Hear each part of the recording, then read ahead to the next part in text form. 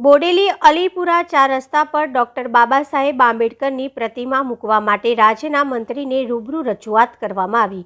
છોટાઉદેપુર જિલ્લાની મુલાકાતે આવેલા મહિલા અને બાળ કલ્યાણ વિભાગના મંત્રી ભાનુબેન બાબરિયાને બોડેલી વકીલ મંડળના પ્રમુખ લલિતચંદ્ર રોહિત દ્વારા લેખિતમાં રજૂઆત કરવામાં આવી હતી કે બોડેલી ખાતે અલીપુરા 4 રસ્તા પર ડોક્ટર બાબા સાહેબ આંબેડકરની પ્રતિમા મૂકવામાં આવે છે,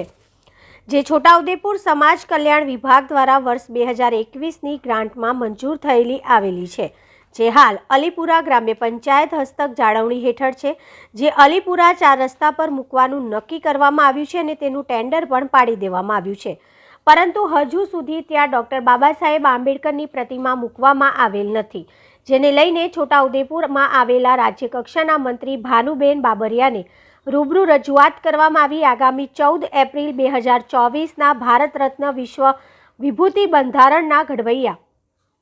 ડોક્ટર બાબા સાહેબ આંબેડકરની જન્મ જયંતિ હોય તે પહેલાં તેઓની પૂર્ણ કદની